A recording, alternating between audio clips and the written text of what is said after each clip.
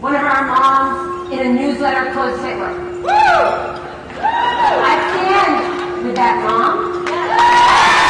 Okay. Moms for Liberty conference in Philadelphia. We're going to listen to that one again. It's just 8 seconds, but I want you to listen to the crowd this time very carefully. One of our moms in a newsletter quotes Hitler. Woo! I stand with that mom. Yeah. When she said we had a mom who quoted Hitler, they cheered. They cheered for the idea of quoting Hitler. That's Moms for Liberty co-founder, I think that's Tina Dekovich, speaking at their summit in Philly. And for those who are listening and not watching, the quote that was used was posted in one of the Moms for Liberty Pennsylvania chapters in their newsletter. Here's a screenshot of it on screen. But the quote is, "He alone who owns the youth gains the future." Adolf Hitler was placed in the newsletter of a Moms for Liberty chapter. And that was also quoted by former Congressman Mary Miller from Illinois, quoted that in a speech the night before January 6th. So this group was born during the pandemic. It's morphed into an increasingly controversial and now a designated hate group by the SPLC. 2 weeks ago, two of the co-founders appeared on 60 Minutes with Scott Pelley. And the funny thing about that is they've been crying victim about that interview ever since and how unfair it was that he asked them about things they've actually said. So they talk a great game attacking others, but when the tables turn, suddenly they aren't into it. So I've been following this movement since it started, both as a political strategist, but also a dad of kids who are in school here in St. Louis, Missouri. And luckily, this battle has raged everywhere, right down to the local school board, right to your street. So once again, luckily, I had the perfect guest to talk about this, how it's impacting politics, not just locally, but all the way to the presidential race. So, let's not waste any time. Let's get on with the show. Welcome to On Democracy with F.P. Wellman.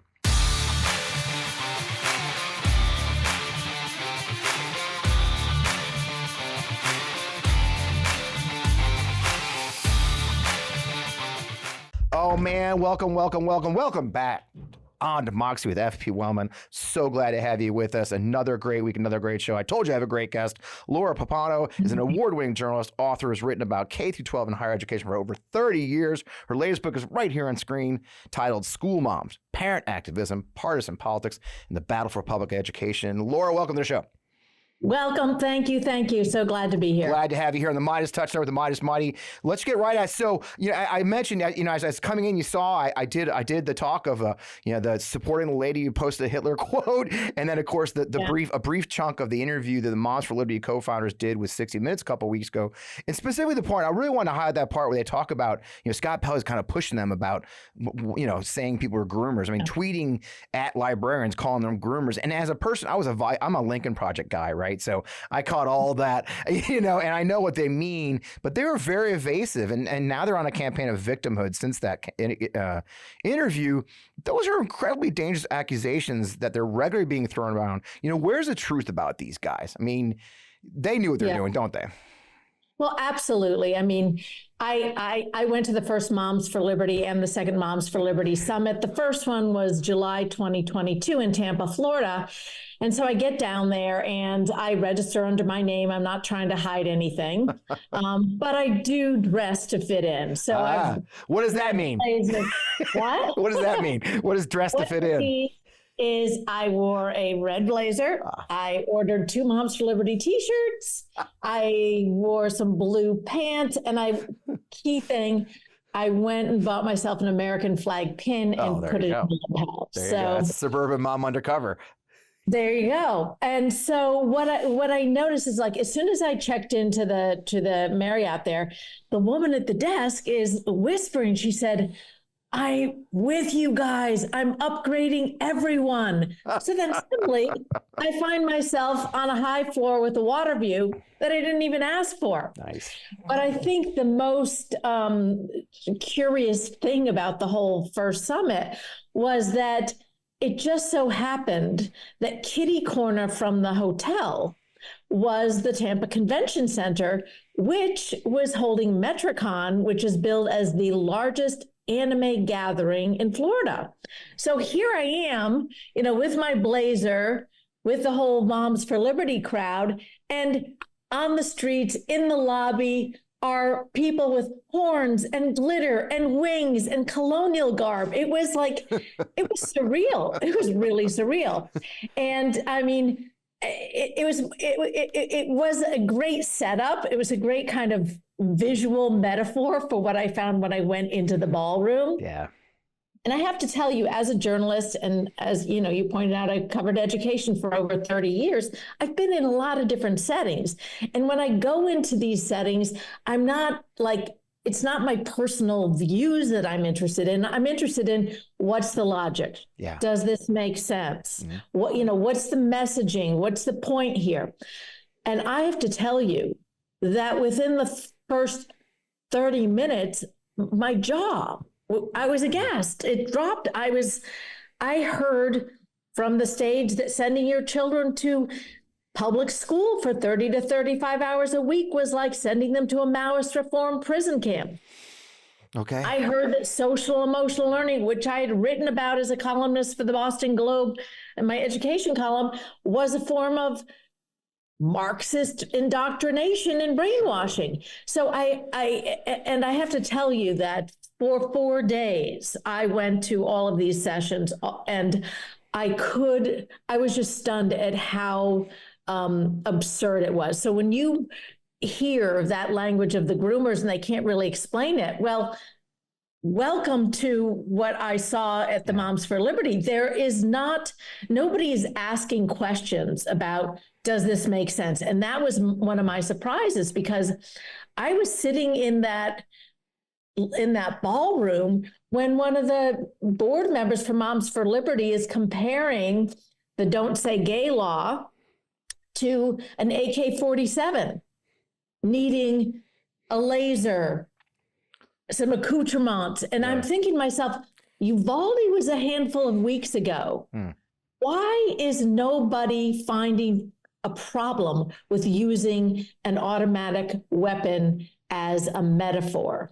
So, I guess that's the surprising thing. And I guess the not surprising thing is what we have seen from Moms for Liberty, is that people are not asking questions about, what do you mean by that? Right. Give me an example. And the result is that we have librarians, teachers, professionals who are facing attack. Yeah. And one of the interesting things that I learned at that first Moms for Liberty summit was that the pitch that they were making, and I think what it speaks to your point about groomers, the pitch was really an emotional pitch. They were told, you know what, you may not be used to speaking up at school board meetings, running for office, but you know what? Your children are in danger. They are facing existential threat and harm at school from the very people who are educating them. Yeah. And that kind of stoking of fear, and we can talk about how similar that is to the Red Scare, but that's the sort of thing that results in a visceral emotional reaction without people running it through their brains and saying, does this make sense?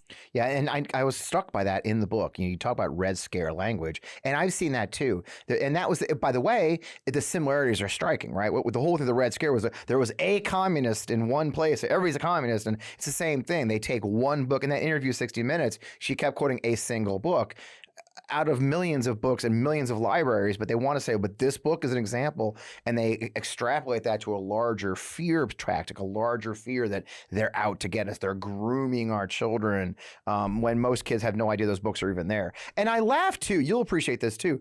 I went to school here in Missouri, Kirkwood, Missouri. I went to Knifer Middle School, still there, still standing. I haven't stopped by there in a while because I'm a grown-ass adult. But you know what? I checked out Mein Kampf from the library, because I had a teacher, by the way, that's a whole story. We could do a whole show on that experience. But anyway, he suggests I check it out. And I was a big World War II buff. I opened that thing, closed that thing, and put it away. But I think back, that's 1978.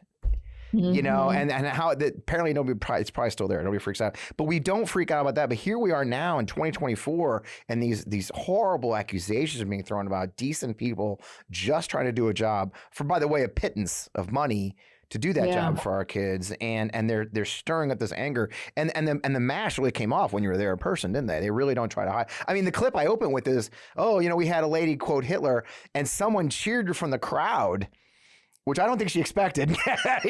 Someone in the crowd cheered for Hitler, for God's sake.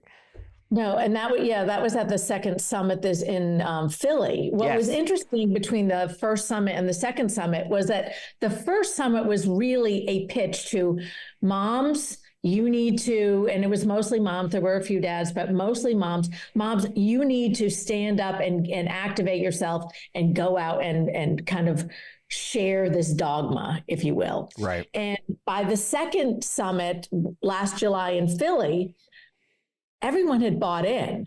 And it was really striking that nobody needed to, explain or persuade. What was interesting, though, is, and, we may talk about this a bit later, is the objections and the recognition of how absurd this is. At the first summit, there were only a few protesters out on a small, traffic island across from the hotel. And, some of the moms groups were mocking them on Twitter. When I went to the summit in Philly, there were quite a lot of protesters. And I have to tell you, I'm sitting in the opening breakfast in Philly, and Tina Descovich is describing Philadelphia and talking about, the forefathers who walked these streets. And I'm thinking to myself, I didn't understand why they held it in Philly. I mean, Philly is one of the most diverse, welcoming cities in America. Yep. And they picked a hotel in the neighborhood. So I am completely flummoxed, and I realize that the disconnect of just not seeing certain people and certain things. And I did the same thing. I brought the same blazer. I brought my, American flag pin. But the difference is we were kind of told that we are cautioned that we shouldn't wear our lanyards on the street. So of course, I wrote a piece for Slate, and I was interviewing a number of Slate and the Hechinger Report, and I was interviewing a number of the protesters, but I couldn't go out there wearing my red blazer. No. So I would leave the summit, go up to my room, change into black t-shirt and jeans, go out, talk to people, do interviews, go back in, go upstairs, put the blazer back on, and go back to the summit. Because it really, it was really clear that there was tremendous objections. In fact, the opening cocktail event for the Moms for Liberty Summit was held at a museum that was only a few blocks from the hotel. And I would normally just walk there, but we were told that we needed to take the bus. And when I got off the bus, I saw why. There were heavy police presence, tons of protesters. It was just a really frothy kind of event. That's just, well, as a person on the opposite side of them, it makes me happy. I think they need to be aware. And then this one was hot. I've been watching clips all week of, Mark Robinson spoke and gave a speech. All the politicians showed up, showing the power of the organization. And one of the things you mentioned when we were talking the pre-show conversation is, the connection between, Moms for Liberty and the relationship, what we see on the ground with the Moms for Liberty activists, the school board, and the top of the ticket. And you saw that in person, I think, in Philly as these now they're a made group in that sense. There's almost a disconnect now because we are, and we'll talk later. Phrase, Fred, made group. Yeah, they really are, right? They're part of the machine now in a lot of ways, even as they seem to fracture on the bottom side. What's that connection to you? How do you see that connection? So I actually saw the seeds of that connection back in Tampa. Okay. And what I saw was that Ron DeSantis from the stage said, I am endorsing for the first time ever 30 school board candidates. Now, how often do governors typically endorse school board candidates? Yeah. They don't. So throughout the whole summit, people were asked if they were running for school board to stand up, and everyone was applauding. Wow. And what struck me was that obviously they were very flattered that Ron DeSantis, when he looked like a promising presidential candidate. Times have changed. Back then, that he was endorsing them, and they were completely flattered. But I was sitting there thinking to myself, oh, no, It's the other way around. What DeSantis is doing is activating for himself, a ground army of highly organized, networked, motivated moms. I mean, one of the themes in the book is that, and the reason I call it School Moms is that there is a long history of women being organized and active and getting things done, but not getting a lot of attention or credit for it. Yeah. And I think that's something that DeSantis spotted and other people have spotted now, is that the bottom of the ticket, these school boards are really, really they're a great opportunity, as Steve Bannon noted at CPAC in 2022.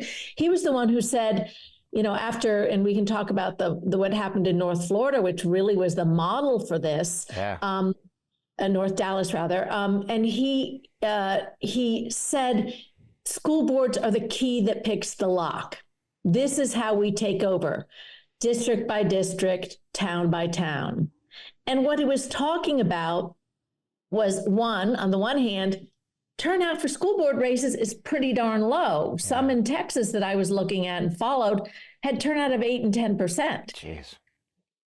And they typically have been, people who run for school board have just, done it with their friends and a couple $100s in a Xerox machine.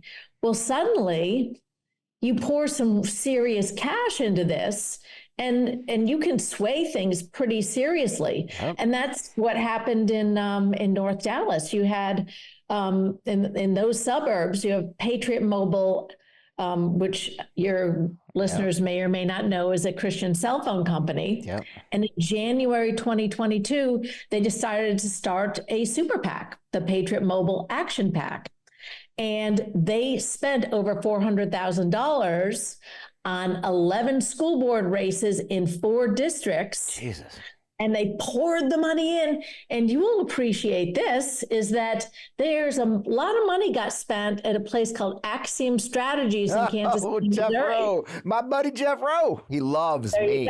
He loves the Lincoln Project. I bet he does. We're buddies. But they spent, Axiom does DeSantis' work, and Ted Cruz and Glenn Youngkin. So suddenly you have these national level political strategists who are producing materials and offering help to school board candidates. And you see box trucks and you see flyers and glossy, mailers landing on people's doorsteps. So you go to vote, and many people don't know the issues, don't know the candidates. Nope. And haven't had to. Nope. And the result is that name recognition carries the day in a lot of these cases. And and there have been some pretty serious consequences, especially in places like Keller, Texas. Or Rockwood School Division here in St. Louis County, where exactly that happened 2 years ago. Somebody dumped $25,000 into a couple of candidates. One of those was a woman who actually ran a sugar baby website. That was awesome. And not making that up. And her husband was one of the sponsors of that movie about sex trafficking, or the producers. And then another woman who was even less qualified. And my a friend of mine was in the grocery store after the election, after these nut jobs won. And this person was talking to another person, lamenting, said, I'm kind of embarrassed. I didn't know who they were, but they had the most signs. So I figured they were probably the best candidates. And you're like, my hair was brown when I moved here. But you're right. It doesn't. A little bit of money in a school board race. I mean, look, $25,000, that's chump change in a congressional race, or chump change in that's a shit ton of money in a local race in a school board. Throw in $400,000. And I think, to your point, what was interesting about that second summit, Billy, the Moms for Liberty Summit, guess who the major sponsor was suddenly? No. Patriot Mobile. Jeez, man. And guess who introduced Donald Trump and was most certainly behind the 5 presidential candidates who showed up to speak to these moms? Lynn Wamsgone, who is the executive director of Patriot Mobile Action. So suddenly you have, a pretty well-heeled, well-organized, savvy group that is helping to move these moms in the direction that they want them to move in. Yeah. And, certainly moms, we soccer moms, security moms, new security moms have long been a really, really key and important demographic. Yeah. What's interesting about this round is that moms are running more of the action rather than being the kind of the demographic target of it. Yes. It's a great place to take a pause. We have two great sponsors this week, our friends at Human and Factor. So let's visit our sponsors. We'll come right back to this topic. I got a good question for you. Let me tell you guys, eating better has never been easier with Factor's delicious, ready-to-eat meals. Now look, they're fresh, never frozen, chef-crafted, dietitian approved, and they're ready to go in just 2 minutes. And my God, I love them. I mean, these are really good meals. I've had ready-to-eat meals that taste like the old MREs I ate in the Army. And Factor is anything but. You've got over 35 different options to choose from every week, including Calorie Smart, Protein Plus, and Keto. Also, what I love, there's about more than 60 add-ons to help you stay fueled up and feeling good all day long. I ask you, what are you waiting for? I mean, you can get started today after your diet goals, your just healthy goals. And the best part is it's quick and easy 2-minute meals that let you fuel up fast. It's restaurant quality. You can get pancakes, smoothies, and more, a wide variety of really easy options for an entire day of food. No prep, no mess. Pop a hole in it, you can microwave it, comes out perfect every time. And when you do it, you can pause or reschedule deliveries at any time. Maybe you don't eat them all. Sometimes you're out of town. Factor makes it very easy to manage. Factor is the perfect solution if you're looking for fast, and I do mean premium options with no cooking required. So all you gotta do is sign up and save. We've done all the math for you. Believe me, I'm on a budget just like you are. Factor is less expensive than takeout, and every meal is dietitian approved to be nutritious and delicious. I've eaten so many of them. I gave them to my girlfriend. Truly delicious, fresh meals right at your doorstep. So here it is. Just head to factormeals.com/Fred50 and use code Fred50 to get 50% off. That's code Fred50 at factormeals.com/Fred50 to get 50% off. Try it. You will not regret it, I promise. Heart health and staying healthy, especially when you have family, friends, or loved ones that you want to be able to spend as much time with as possible, is so important. You know, February is Heart Health Month in the United States, and more than half the population would still benefit from blood pressure support. Super Beats Heart Chews, the #1 doctor, pharmacist, and cardiologist recommended way to support healthy blood pressure, and they even promote heart healthy energy without the stimulants. Paired with a healthy lifestyle, the antioxidants in Super Beats are clinically shown to be nearly 2 times more effective at promoting normal blood pressure than a healthy lifestyle alone. And with over 40,000 5-star reviews and counting, people are raving about Super Beats Heart Chews. Super Beats Heart Chews are absolutely delicious and are truly much better than any alternative supplements out there. I take my Super Beats Heart Chews each morning, and it's really helped me kickstart my day. And after taking my Super Beats Heart Chews, I feel like I have more energy and I'm ready to take on the day. Super Beats Heart Chews support healthy circulation. So you not only get blood pressure support, you also get productive, heart healthy energy without the crash. So support your heart health with Super Beats Heart Chews. Get a free monthly supply of Super Beats Heart Chews on all bundles and a free full-size bag of turmeric chews valued at $25 with your order by going to our spot, demoxybeats.com. Get this exclusive offer only at demoxybeats.com. That's demoxybeats.com. Check it out. I swear by them. Okay, I hate taking. There's times in the show I don't want to take a break, but so and this is one of those times. You know, the caveat to my story I was telling you though was the next year, which was our last cycle, last April. We have April local elections. They're nonpartisan here in Missouri at the local level. The opposite happened, and this is such a great point you made. The moms did organize the second time. The moms who were not Moms for Liberty, and of course, Moms for Liberty got kind of mainstream, so we actually knew their list of candidates. And what we saw that I loved was that the normies, if we call them normies around here, the normies got together and they ran a coordinated campaign, the 3 of them. And it's one of those open board seats where the top 3 vote getters get on the board. Okay. And so they had a coordinated campaign. They had signs with all all three names of, reasonable, and they use the right words, reasonable, stuff. And they ran a very good campaign because they ran it together instead of trying to run alone. And they swept it. They swept the table. They swept the Moms for Liberty candidates, all got swept out of the school district. So there was hope in that. And that's, you're right. It's kind of what you said. Now that moms, and that was my next question, worked out perfect. Moms are organized. I mean, that's what you said. That's what I loved about the book is school moms this isn't a book about Moms for Liberty. It isn't. No, that's what I love about it. So, which is a great, that's my best. That's exactly. That's why I wanted to get the second half of the show is not those guys. The second half of this is about the fact that these are some heroic moms. And you told a wonderful story, and you did it on the Red, White, and Blue podcast, but I wanted to pull the thread again is because I have the flag out front of my house that says women's rights are human rights, that all lives, it is such a basic statement of human rights, if you will, and I'm very proud to have it out there. And it led to some controversy. One of the anecdotes you tell in the book is how a mom spotted that flag that had been there for years in a teacher's classroom, and it led to a lot of things. Could you tell us more about how that led? Yeah, so that's it's a great case study. That's in Southern Lehigh, and it's. Well, that very point that you're making, these signs and things that have been here forever are suddenly becoming these kind of flashpoints. Political. And I actually saw that in North Idaho, where people were raising questions about a rainbow on an elementary school mural that had been painted 25 years ago. Goodness. So that sign's been around forever, but somebody took a photo, put it on social media, and kind of started charging that this was a form of, indoctrination and, it became so hostile that there was a mom who had been a mom of two who had been a teacher for 22 years and actually was just retiring from that role.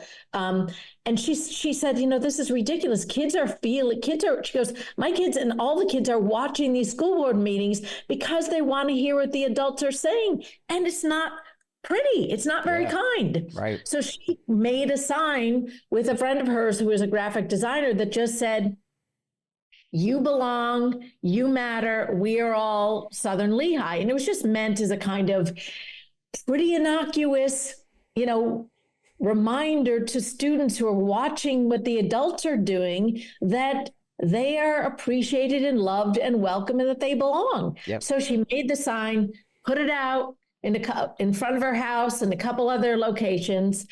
And then people started noticing it right away. A teacher in the intermediate school said, gosh, where can I get one of those?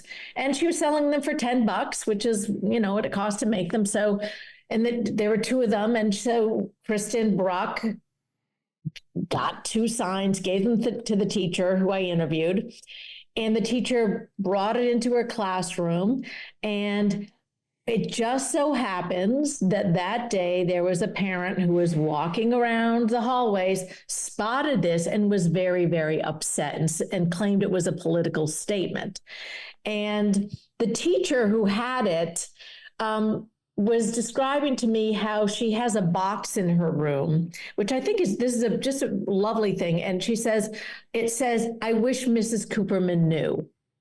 And the box was about if there was something that you want to tell the teacher and you just want them to understand, just slip it in the box. If you write your name on it, and you're not required to write your name, then I'll respond. And so a girl had written a note that said, is it okay to like a girl if I'm a girl?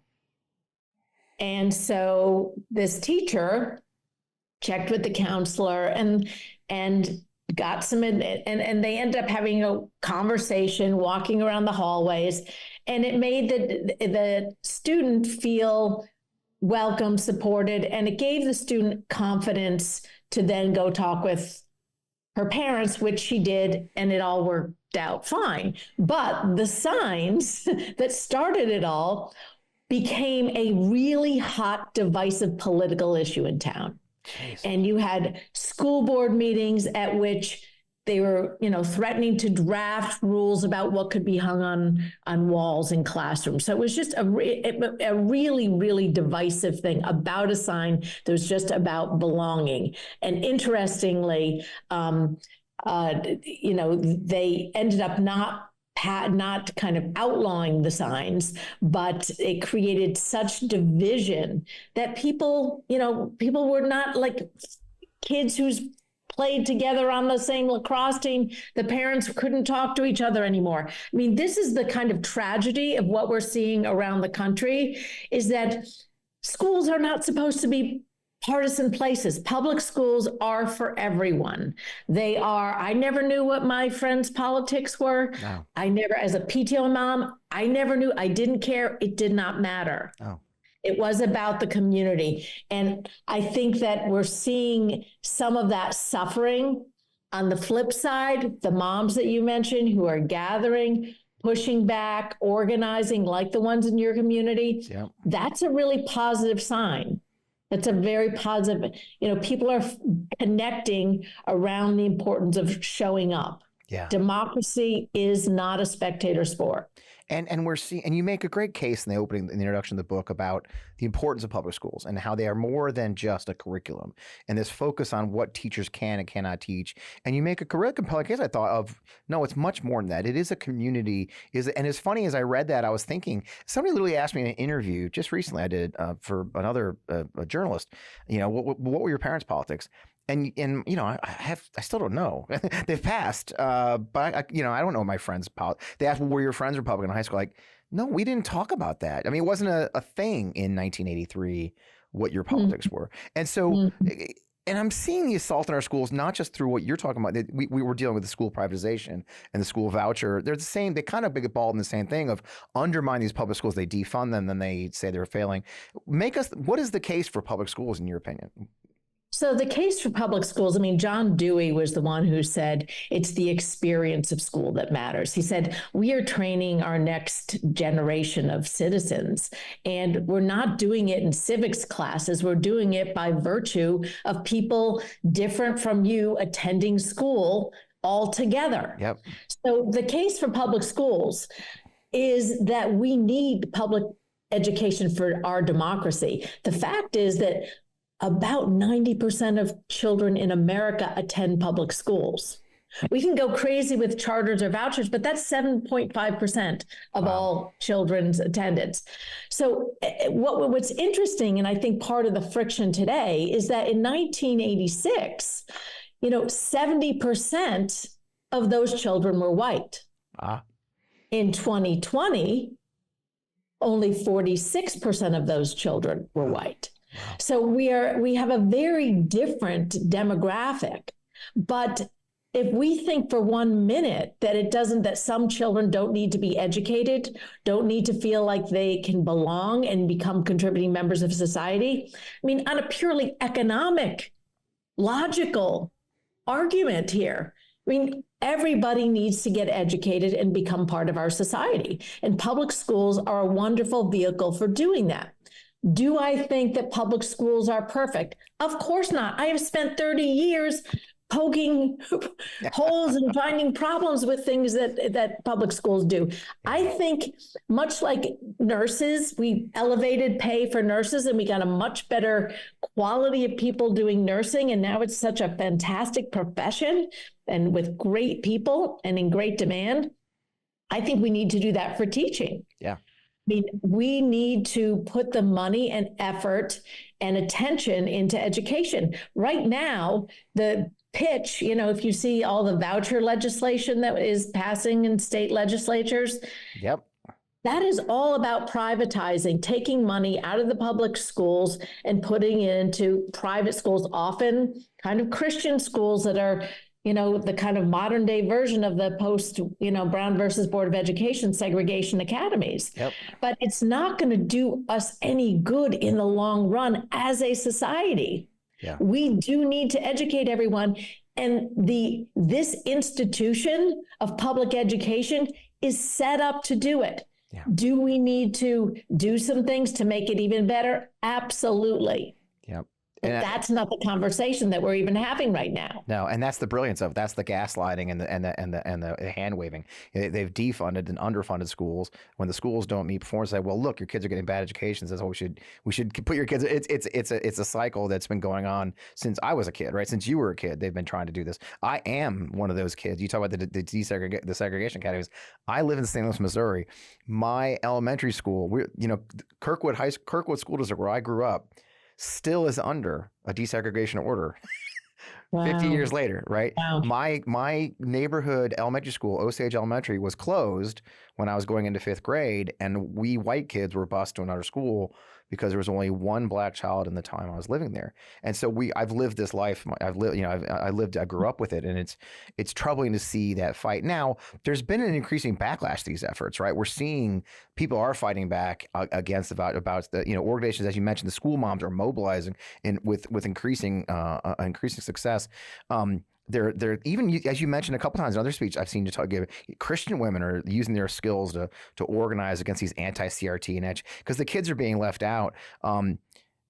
Is there hope there? Are you seeing an organized backlash? I mean, we have seen fracturing of Moms for Liberty, these other groups that are leading these charges. Yeah. They've seemed like they've lost their ways because they started off, anti-COVID, right? It wasn't. They've kind of, and they've gone really off the deep. Even I think they had to find new things to be mad about, and now some of this stuff's getting really stupid. And then you throw in, founders having threesomes and other weird shit.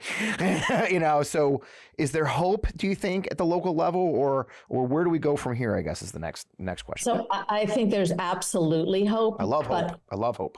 But love hope too. I'm an optimist by nature. Yeah. But vigilance is really, really key because even though the Moms for Liberty are not everywhere, and they did suffer in November elections, we also are aware that many school board races were not held in November. There are a lot of school board races all across the country. And what Moms for Liberty did, though, is they activated a kind of national anti-education language, anti-teacher language, anti-librarian language. And even if you are not an official member of Moms for Liberty, we are seeing far-right candidates that are just picking up that language, not even really running it through their brain, and employing it in running for office. I mean, I did a story for the Hechinger Report that was in Vanity Fair in December, where I spent about 6 months following a school board in North Idaho. And what I saw, that the school board got taken over by far-right candidates, and in one of them won by 8 votes, right? And I interviewed the mom who lost, and she said, "Oh, my friends just assumed that I would win."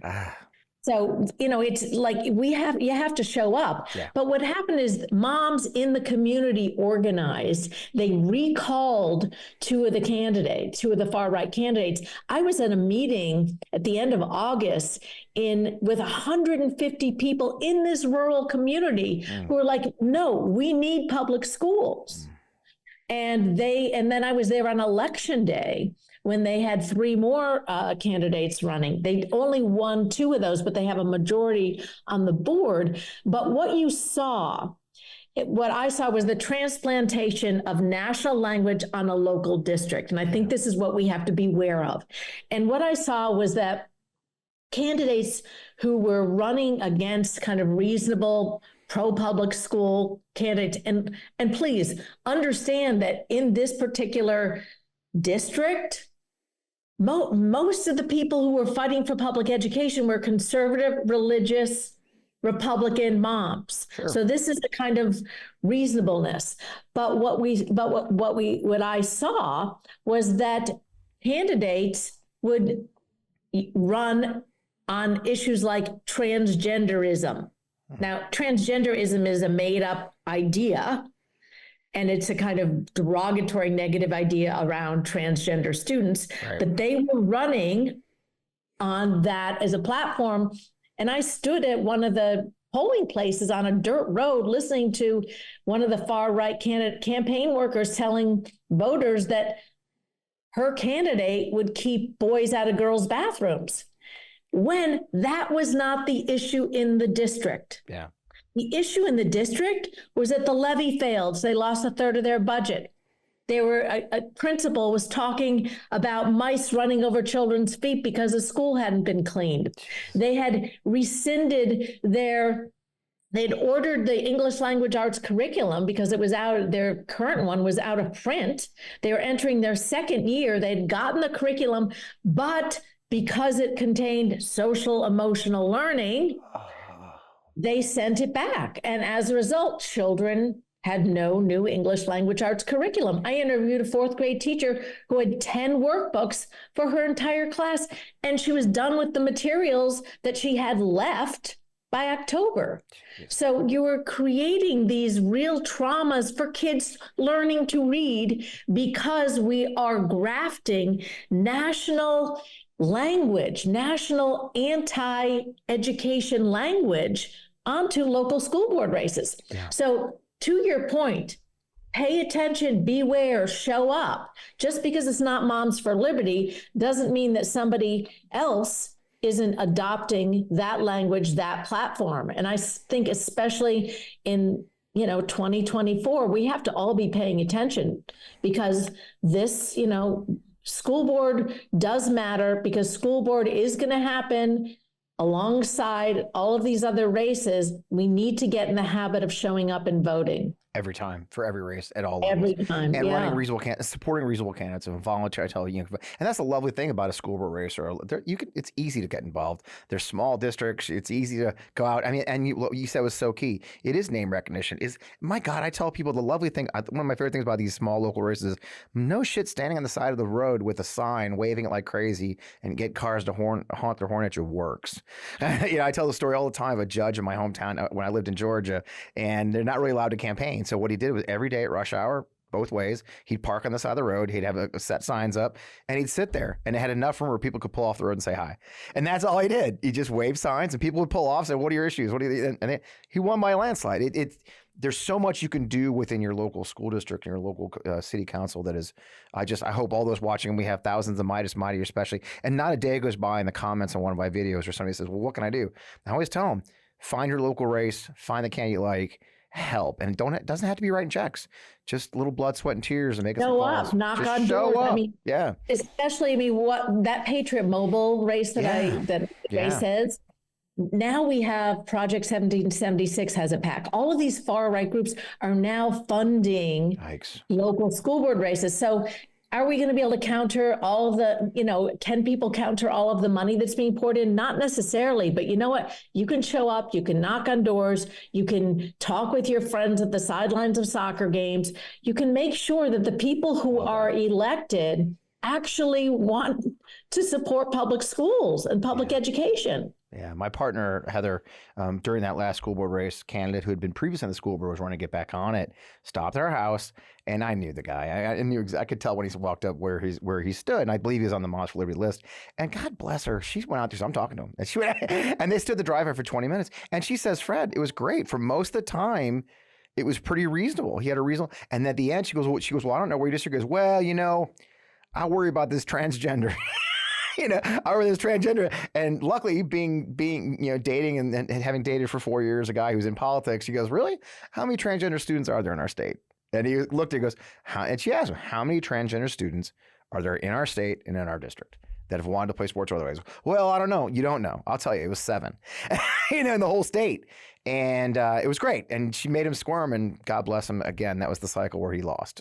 So learn what's going on, learn the numbers in your local area. Don't be afraid to have those conversations with these guys and hold them accountable for their lies.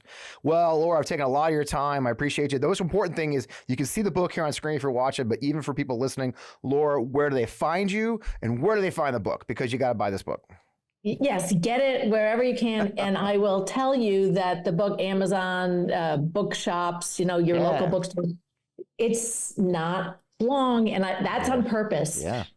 What I did as somebody who's covered education for 30 plus years, I've seen all these things. So when they came in new clothing, I was ready. Yeah. So this is really, there's stories in here. It's about connecting the dots. It's a quick, easy read.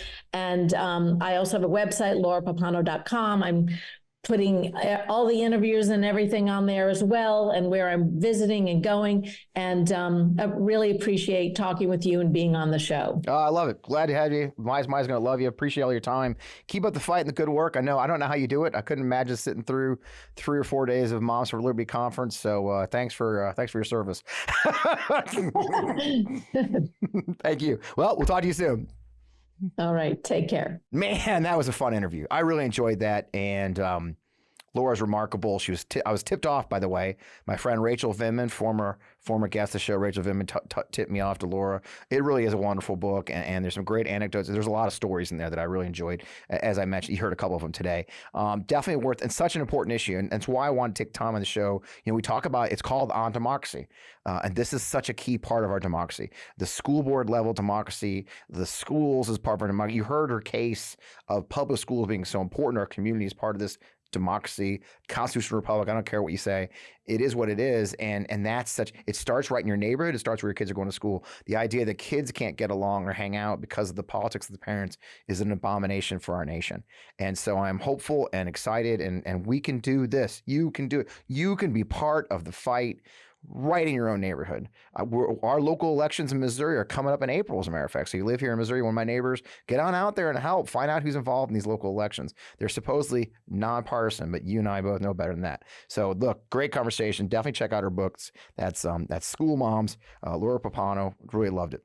In the meantime, a lot of crazy stuff going on. We'll probably get back to national issues next week. As you know, the RNC and the TNC, the Trump National Committee, have all blended into one thing, and it's going to be some interesting times.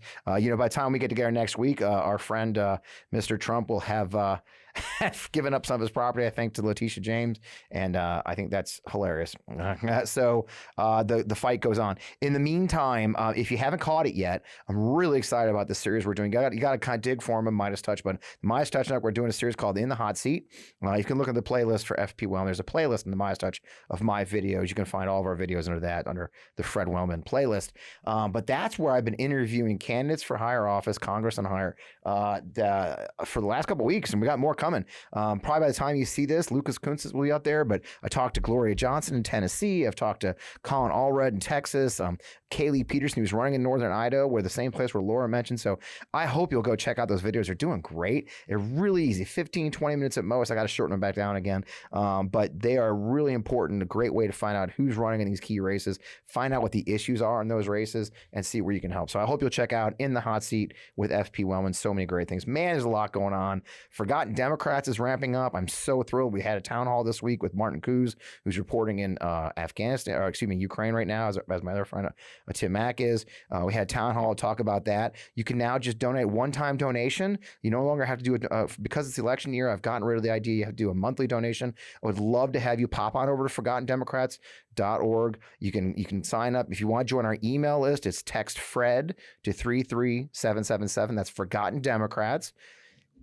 Couple bucks here. That money doesn't go to me. A little bit does go to me so I can talk to candidates, help candidates, but the majority, 75% of all the money you donate goes directly to the candidates, Democratic nominees for the House of Representatives who need the money the most. And this is our first cycle, but with your help, we'll actually help some candidates this cycle. I'd really love to help those who need the money the most this cycle. And there's a lot more to come with that. So that's a lot of talk, a lot going on in our lives, a lot going on in my life, as you can hear. I hope you'll check out all of our videos. I hope you'll stick with Midas Touch. And if you got time, go over there and subscribe at the On Democracy podcast on YouTube.